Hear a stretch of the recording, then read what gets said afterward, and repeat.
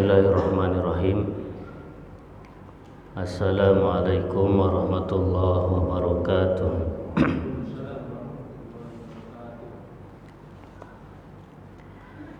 Innal hamdalillah nahmaduhu wa nasta'inuhu wa nastaghfiruh wa na'udzu billahi min shururi anfusina wa min sayyiati a'malina.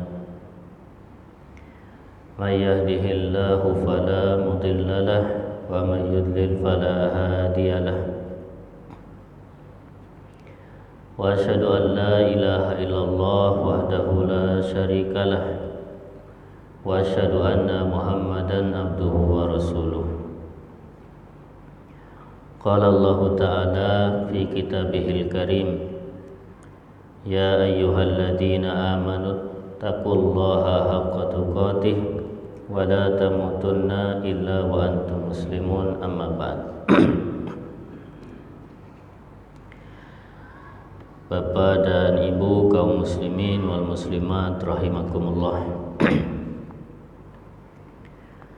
Alhamdulillah, merupakan anugerah yang amat besar yang Allah berikan kepada kita ketika kita dimudahkan oleh Allah Subhanahu wa Ta'ala untuk bisa duduk di majelis ilmu. Itu nikmat yang sangat besar, karena di majelis ilmu itu Allah Subhanahu wa Ta'ala menurunkan as-sakinah, ketenangan, ketentraman. Allah Subhanahu wa Ta'ala menurunkan rahmat, ya, kasih sayangnya. Kemudian para malaikat juga mereka menaungi dengan sayap-sayapnya orang-orang yang hadir duduk di majelis ilmu. Kemudian Allah Subhanahu wa Ta'ala berbangga dengan orang-orang yang duduk di majelis ilmu. Oleh karena itu kita patut bersyukur. Bisa jadi ya, 1 jam kita duduk di majelis ilmu itu lebih baik daripada berjam-jam yang kita habiskan hari ini selain di majelis ilmu. Bisa jadi. Jadi 1 jam di majelis ilmu bisa jadi itu lebih bernilai, lebih berkualitas ketimbang berjam-jam yang kita lalui hari ini. Salawat dan salam mudah-mudahan tercurah pada Nabi kita Nabi Muhammad SAW beserta keluarganya, para sahabatnya dan para pengikutnya. Kaum muslimin wal muslimat rahimakumullah, malam ini kita akan mengkaji sebuah tema yang sangat penting tapi juga sensitif, ya, yaitu tentang kesyirikan dan bahayanya. Mudah-mudahan dari tema kajian yang kita bahas ini ya, setelah nanti kita bahas, mudah-mudahan kita betul-betul memahami apa itu kesyirikan dan apa itu bahaya dari, sehingga kita terselamatkan dari kesyirikan tersebut. Di sini ana membawa sebuah kitab, ya, kitab Aqidatut Tauhid yang ditulis oleh seorang alim ulama. Beliau adalah Syekh Dr. Shalih Al-Fauzan hafizahullahu ta'ala. Nah, di sini beliau menjelaskan tentang apa itu syirik, kemudian apa bahayanya, apa macam-macamnya dan seterusnya. Nanti kita baca berdasarkan penjelasan beliau, hafizahullah taala. Nah, yang pertama kita harus memahami tentang definisi syirik, ya, atau arti syirik. Karena dalam bahasa Indonesia juga kita sering bilang syirik, ya. Cuma kadang antara syirik yang dimaksud dalam istilah itu berbeda dengan yang kita ucapkan. Ya, kadang kita bilang ke orang kamu itu syirik, nah, padahal maksud kita itu iri, dengki, ya, syirik itu. Jangan syirik sama orang. Nah, itu syirik juga, tapi itu syirik bahasa Indonesia, ya, atau bahasa kita. Asyirku huwa ja'lu syarik lillahi ta'ala fi rububiyatihi wa uluhiyatihi. Yang dimaksud syirik yaitu menjadikan sesuatu, ya, sebagai sekutu bagi Allah Subhanahu wa taala. Menjadikan sesuatu sebagai sekutu, ya, bagi Allah Subhanahu wa taala, baik pada rububiyahnya atau pada uluhiyahnya. Nah, itu definisi syirik. Jadi syirik itu adalah menjadikan sesuatu, ya, sesuatu itu bisa manusia, bisa jin, bisa malaikat, bisa benda mati, apa aja, menjadikan sebagai tandingan atau kita kasih contoh, ya. Misalnya dalam rububiyah dulu, ya, menyekutukan Allah dalam rububiyah. Rububiyah itu tadi artinya sifat-sifat ketuhanan.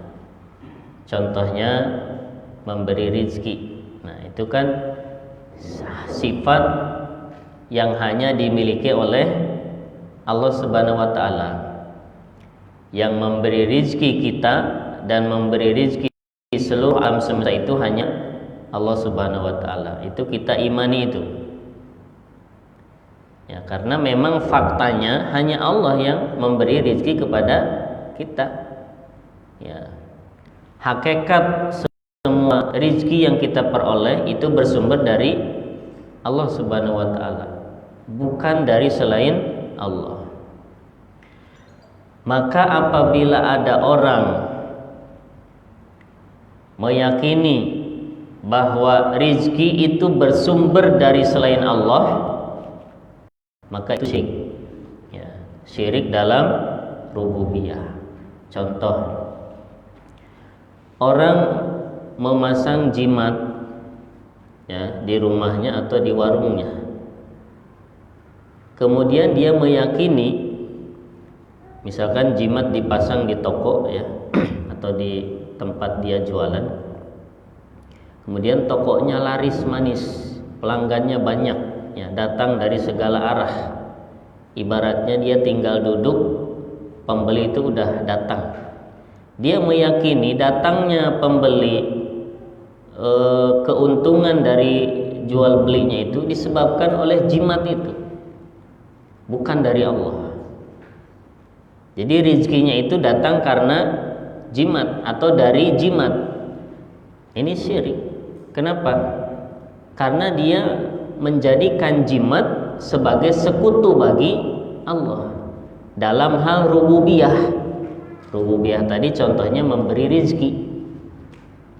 Allah yang memberi rezeki, terus dia meyakini ada pemberi rezeki selain Allah, yaitu jimat. Nah, ini kesyirikan. Nah, nanti syiriknya bisa dua, bisa syirik besar, bisa syirik kecil. Syirik besar kalau dia meyakini rezeki itu bersumber dari jimat, bukan dari Allah. Ini syirik besar, ya. Tapi bisa juga syirik kecil, yaitu dia meyakini rezeki itu dari Allah, jimat ini sebagai wasilah. Nah, itu syirik kecil. Ya. Jadi kembali kepada keyakinan. Kalau dia meyakini rezeki itu dari Allah, tapi melalui jimat ini, itu syirik kecil. Tapi kalau dia meyakini rezeki ini dari jimat, bukan dari Allah, maka itu syirik besar. Itu contoh ya. Menjadikan sesuatu sebagai sekutu bagi Allah dalam rububiyah.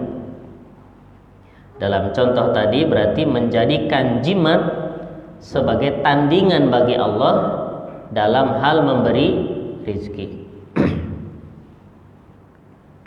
Ya, contoh lagi ya dalam rububiyah ya.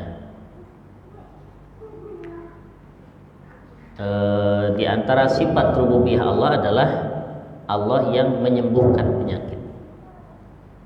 Ya, itu sifat Allah. Menyembuhkan penyakit itu hanya sifat yang hanya dimiliki oleh Allah. Wa idza maridtu fahuwa yasbin. Ya, apabila saya sakit maka dialah Allah yang menyembuhkan. Jadi kesembuhan hanya bersumber dari Allah. Kalau orang meyakini ada kesembuhan yang tidak bersumber dari Allah, maka itu syirik ya. Karena kesembuhan itu hanya dari Allah. Hanya Allah yang menyembuhkan penyakit. Tidak ada selain Allah yang bisa menyembuhkan penyakit. Kalau ada orang meyakini ada kesembuhan yang bersumber dari selain Allah, maka itu syirik. Syirik dalam rububiyah. Misalkan dia meyakini batu ini bisa menyembuhkan, batu ya.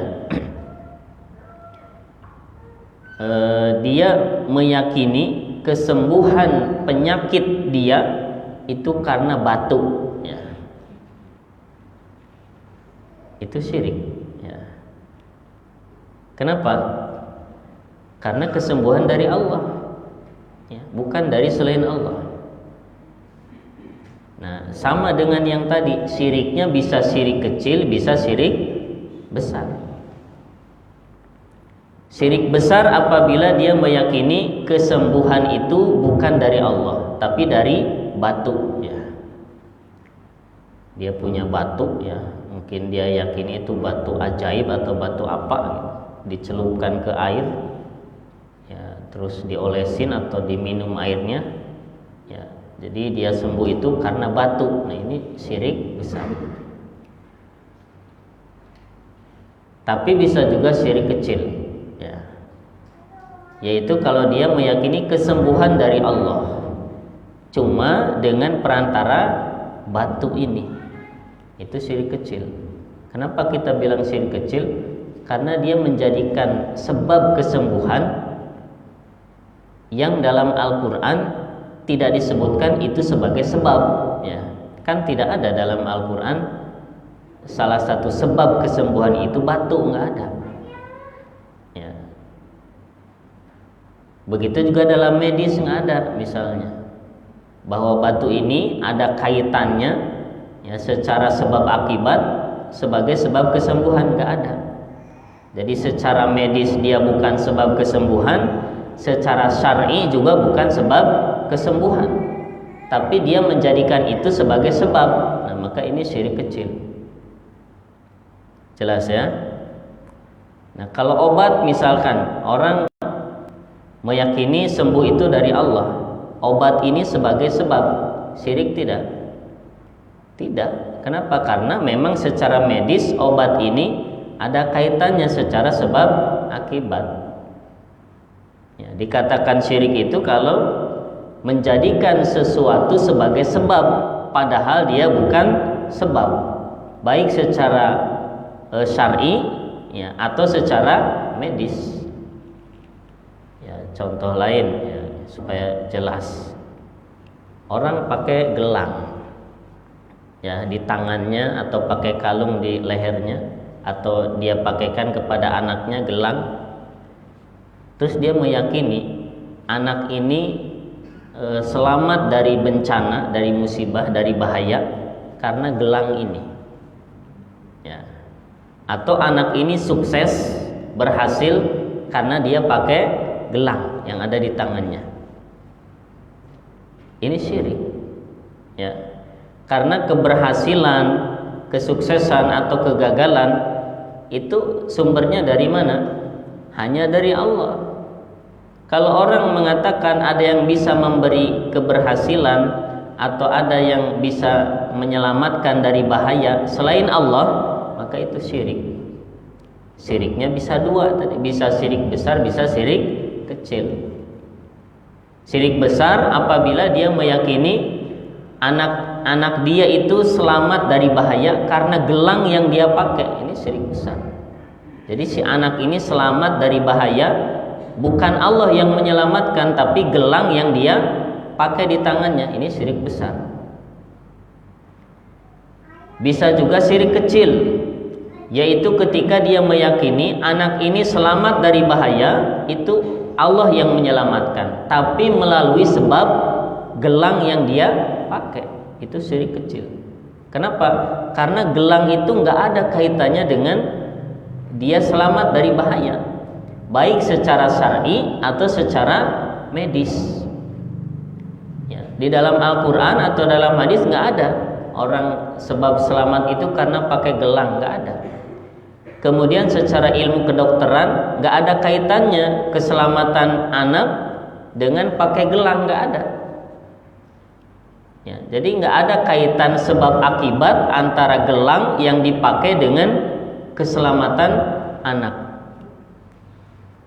Kemudian dia menjadikan gelang itu sebagai sebab keselamatan, maka ini syirik. Nah, itu definisi syirik ya, dengan contohnya. Syirik dalam rububiyah. Ada lagi syirik dalam uluhiyah. Ya. Jadi syirik itu menjadikan sesuatu sekutu bagi Allah dalam rububiyah. Nah, rububiyah tadi sudah kita kasih contoh-contohnya. Ada lagi syirik dalam uluhiyah. Uluhiyah ini ibadah. Ya, uluhiyah itu artinya ibadah. Jadi Allah itu adalah satu-satunya zat yang berhak diibadahi. Itu keyakinan kita. Tidak ada sesembahan selain Allah yang berhak menerima segala bentuk ibadah yang kita lakukan. Ya, semua ibadah yang kita lakukan hanya kita persembahkan kepada Allah Subhanahu wa taala, sebagaimana ayat yang setiap hari kita baca, iyyaka na'budu, hanya kepadamu kami beribadah.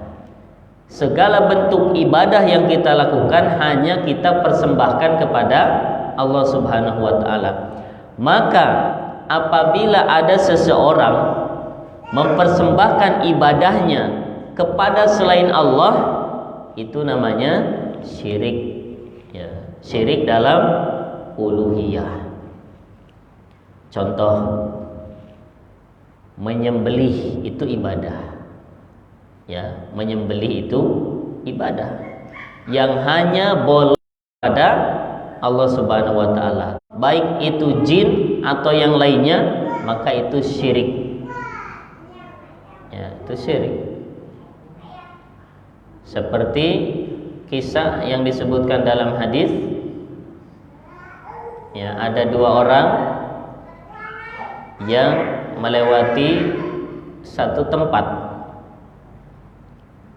Kemudian penguasa tempat itu mengatakan, kalian tidak akan melewati tempat kami sampai kalian mempersembahkan persembahan untuk kami. Ya. Kalian tidak akan bisa lewat dari tempat ini sampai kalian menyembelih sembelihan untuk kami, ya, untuk penguasa kami. Yang satu mengatakan, saya tidak akan menyembelih kecuali dipersembahkan hanya kepada Allah. Maka orang itu tidak lewat, ya, dibunuh, meninggal, dia masuk surga. Yang satu mengatakan, saya tidak punya hewan untuk disembelih, Ya, kemudian dikatakan kepada dia, sembelihlah walaupun seekor lalat. Akhirnya dia menyembelih seekor lalat, dipersembahkan kepada makhluk, dia dikasih lewat, ya. Dan dia masuk neraka karena melakukan kesyirikan. Meskipun yang disembelih hanya seekor lalat, tapi dipersembahkan kepada manusia atau kepada jin. Nah, itu contoh kesyirikan. Ya, contoh lagi, syirik dalam uluhiyah. Doa, ya. Doa itu ibadah.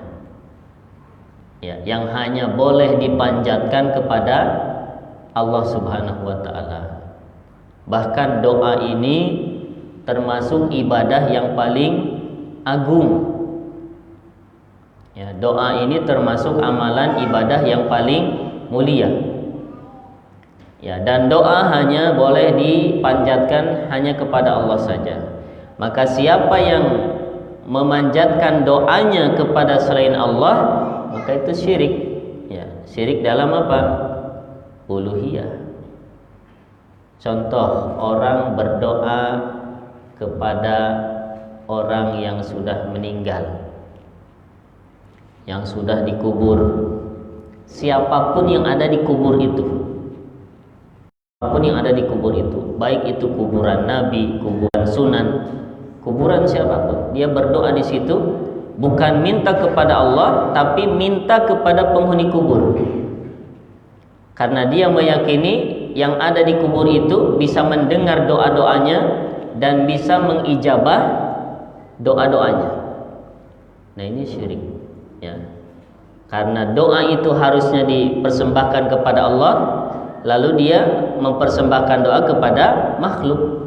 Berarti dia menjadikan makhluk itu sekutu bagi Allah dalam apa? Uluhiyah. Nah, ini syirik, ya. Jelas, ya? Jadi definisi syirik adalah menjadikan sesuatu sebagai sekutu bagi Allah, baik dalam rububiyah atau dalam uluhiyah. Baik, tadi contoh-contohnya sudah kita jelaskan. Kemudian, ya, syirik ini dosa yang paling besar dalam agama Islam. Tidak ada dosa yang lebih besar dari dosa syirik. Ya. Jadi puncak dosa yang paling besar adalah syirik. Ya. Jadi kalau kita mengkhawatirkan diri kita dari dosa dan maksiat, yang paling pertama harus kita khawatirkan adalah khawatir kita ini terjatuh dalam kesyirikan. Ya, kalau kita takut misalnya anak kita, ya, karena sekarang zaman pergaulan bebas, ya, sekarang anak-anak itu pergaulan bebas, banyak anak remaja yang sudah kenal, ya, nauzubillah, berzina dengan temannya masih usia 10 tahun, 15 tahun. Nah, kalau kita takut anak kita ini terjerumus dalam zina, mestinya kita lebih takut anak kita itu jatuh dalam kesyirikan. Karena syirik itu lebih besar daripada zina. Kalau kita takut anak kita ini terkena narkoba, mestinya kita lebih takut anak kita jatuh dalam syirik, karena syirik lebih besar daripada narkoba. Ya, orang berzina, orang kena narkoba, orang membunuh atau mencuri, dia meninggal dan belum tobat dari dosanya, dia bawa mati dosanya, masih ada peluang Allah mengampuni dosanya. Allah masih bisa ampuni dosanya meskipun orangnya nggak tobat.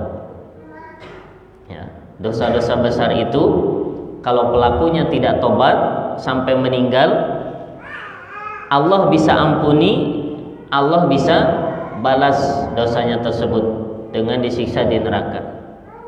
Ya. Tapi kalau orang berbuat syirik, ya, kemudian dia belum bertobat, sampai dia meninggal, tidak ada kemungkinan Allah mengampuni dosanya. Gak mungkin Allah ampuni dosanya. Orang yang syirik kemudian belum bertobat sampai akhir hayatnya, ya, dia meninggal dengan membawa dosa syiriknya, Allah gak akan ampuni, ya, dan balasannya adalah neraka selama-lamanya. Tapi kalau orang tadi membunuh, berzina, dia gak tobat sampai meninggal, bisa saja Allah ampuni dosanya kemudian masuk ke dalam surga, ya, tanpa disiksa di neraka. Tapi kalau syirik, orang meninggal belum tobat dari dosanya, nggak ada kemungkinan Allah mengampuni dosanya. Ya, Allah yang menyebutkan itu dalam Al-Quran. Innallaha la yaghfiru ayyushraka bihi wa yaghfiru ma duna dzalika liman yasha. Sesungguhnya Allah tidak mengampuni dosa syirik, ya, tetapi Allah mengampuni dosa selain itu bagi siapa yang dikehendaki. Ini bahayanya syirik, ya. Makanya Nabi Ibrahim alaihissalam, ya, beliau berdoa kepada Allah Subhanahu wa taala agar dijauhkan dari kesyirikan. Beliau berdoa, wajnubni wa baniya an na'budal asnam. Ya. Ya Allah, jauhkanlah diriku dan anak-anakku dari menyembah berhala, ya, dari kesyirikan. Jadi sekelas atau selevel Nabi Ibrahim saja yang tauhidnya sudah mantap, selevel beliau ini masih berdoa kepada Allah agar dijauhkan untuk dirinya dan anak-anaknya yaitu kesyirikan. Ya, beliau masih khawatir dirinya dan anaknya terjerumus dalam kesyirikan. Itu Nabi Ibrahim, ya, yang disebutkan oleh Allah, inna Ibrahim kana ummatan qanitan lillahi hanifa wa lam yakun minal musyrikin. Ya. Nah, kalau Nabi Ibrahim seperti itu, berarti kita harus lebih-lebih, ya, berdoa. Bahkan Nabi Muhammad SAW, beliau juga berlindung kepada Allah dari kesyirikan. Ya, maka di antara doa yang harus sering kita baca, ya, kita mohon kepada Allah Subhanahu wa taala, ya Allah, aku berlindung kepadamu dari kesyirikan, ya, yang kita tahu dan yang tidak kita tahu. Baik. Sekarang kita sebutkan bahaya-bahaya kesyirikan. Ya. Di sini ada 6, ya, bahaya kesyirikan. Ada 7, maaf. Yang pertama,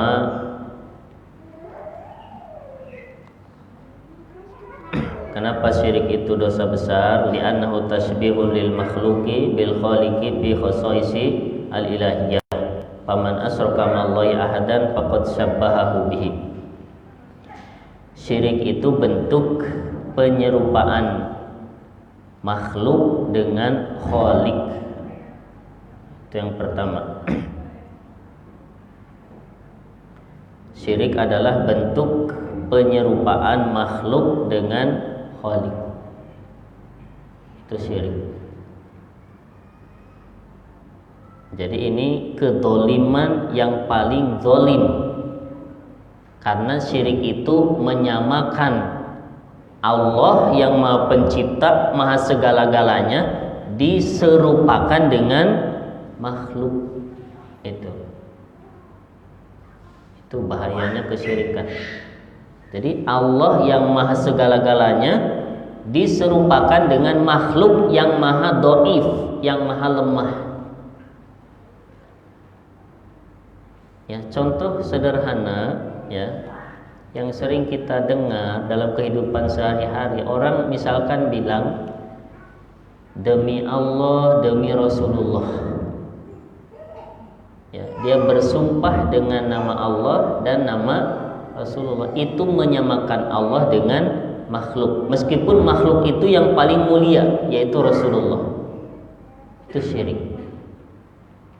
Ya, Nabi menyebutkan man halafa bi ghairillah faqad asyraka. Ya, siapa yang bersumpah dengan selain Allah maka dia telah berbuat syirik. Ya, tidak boleh kita itu bersumpah kecuali dengan nama Allah Subhanahu wa taala. Ya, dengan nama selain Allah enggak boleh. Termasuk demi Rasulullah itu enggak boleh. Ya, kalau orang bersumpah demi Allah, demi Rasulullah, berarti dia menyamakan Allah dengan Rasul. Ya. Dia menyamakan Rasul dengan Allah. Tidak boleh, itu kesyirikan. Kan Allah dan karena si fulan. Ya, jadi dia sekutukan Allah dengan manusia. Ya, saya selamat karena Allah dan karena si fulan. Ini juga kesyirikan. Dia menyerupakan Allah dengan si fulan. Yang benar mestinya dia mengatakan saya selamat karena Allah, kemudian karena si fulan. Bukan dan, karena dan itu menyamakan. Ya.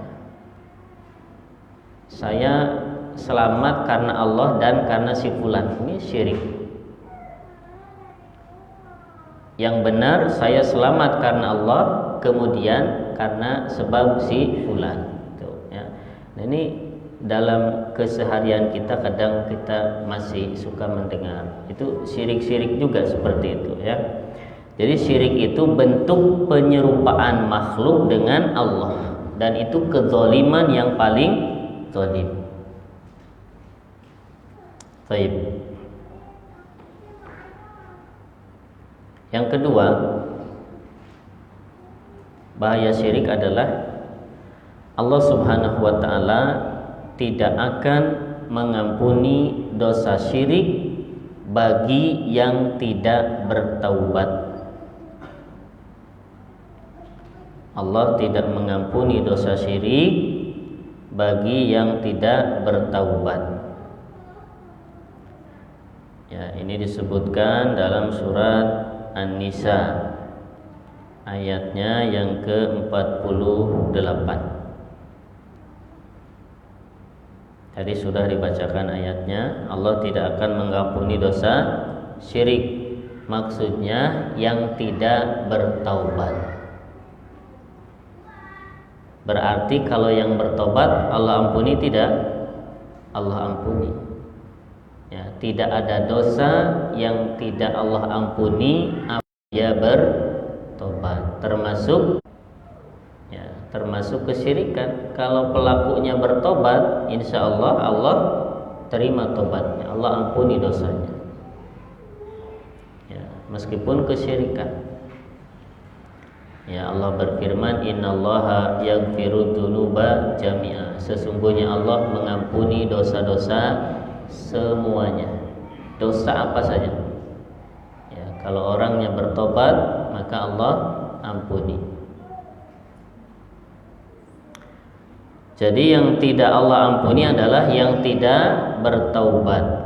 Ya, misalnya tadi orang berbuat syirik semasa hidupnya, kemudian dia sudah diberikan penjelasan bahwa yang dia lakukan itu syirik, tapi dia tidak meninggalkan kesyirikannya itu sampai dia meninggal, dan dia tidak bertobat sampai dia meninggal, maka Allah tidak ampuni. Itu dosa syirik. Bedanya dengan dosa besar yang lain tadi, orang berzina misalkan, diberi nasihat zina itu haram, dosa besar, dia masih terus berzina, dan sampai meninggalnya dia nggak tobat. Di akhirat, apakah bisa Allah mengampuni dosa orang yang berzina tadi? Bisa. Ya, bisa diampuni, bisa tidak. Ya, tergantung Allah. Jika Allah berkehendak, Allah ampuni dosanya, dan itu bentuk rahmat dari Allah. Dia tidak diadab. dia diampuni oleh Allah, langsung masuk surga. Tapi jika Allah berkehendak, Allah balas dosanya ya dengan disiksa di neraka. Jadi kembali kepada kehendak Allah. Ya, kalau Allah berkehendak Allah ampuni, kalau Allah berkehendak Allah adab. Itu dosa zina, dosa membunuh, mencuri, korupsi dan lain-lain. Bisa diampuni, bisa tidak. Tapi kalau dosa syirik, orang yang tidak bertobat kemudian meninggal, apakah mungkin diampuni? Tidak mungkin. Ya, tidak mungkin. Allah yang menyebutkan seperti itu. Nah, ini bahaya syirik. Yang ketiga, anallahu harramal jannata alal. Bahaya syirik yang ketiga, Allah Subhanahu wa taala mengharamkan surga kepada pelaku kemusyrikan, dan bahwasanya dia kekal di neraka jahanam. Yang ketiga, Allah haramkan surga bagi pelaku kesyirikan dan dia berada di neraka jahanam kekal selama-lamanya. Waliyadzubillah. Nauzubillah summa nauzubillah. Para jamaah sekalian, kita ini di dunia hidup bercapek-capek, sholat, sedekah, silaturahmi, ya, membantu orang yang membutuhkan, ngaji, baca Quran. Tujuan kita adalah supaya masuk surga. Ya, supaya masuk surga.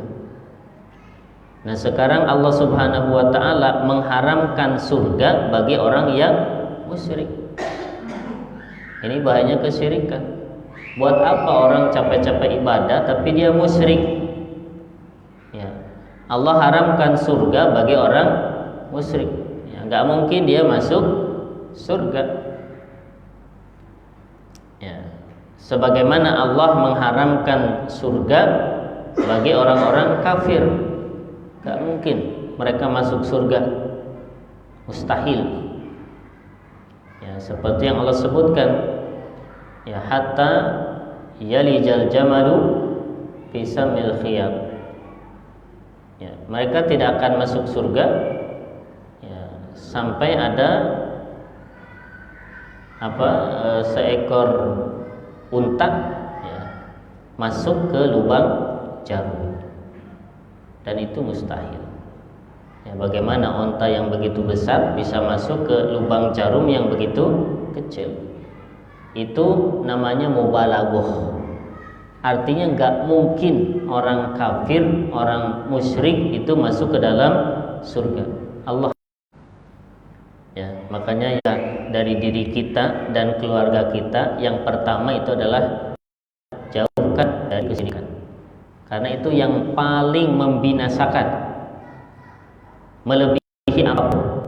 Narkoba memang membahayakan, zina membahayakan, membunuh membahayakan, yang lain-lain. Tapi yang paling membahayakan adalah kesyirikan. Bahaya tadi kalau orang musyrik meninggal nggak tobat, neraka selama-lamanya. Ya. Waliyadzubillah. Kemudian dia di neraka selama-lamanya, neraka jahanam. Ini disebutkan dalam Al-Quran ya, surat Al-Ma'idah ayatnya yang ke-72.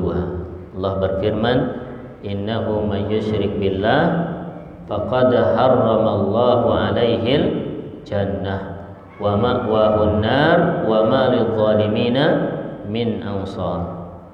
Sesungguhnya siapa yang berbuat syirik ya, menyekutukan Allah, sungguh Allah telah mengharamkan baginya surga dan tempat kembalinya adalah neraka jahanam, dan tidak ada penolong pun bagi orang-orang yang zalim.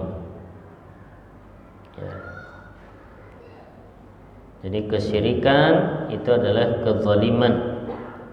Ya, dalam ayat ini disebutkan wa ma lidh-dhalimina min ansor, tidak ada penolong bagi orang-orang yang zalim. Ya, kezaliman yang paling zalim adalah kesyirikan. Dah bisa. Baik, kita istirahat dulu. Ya, alhamdulillah rabbil alamin.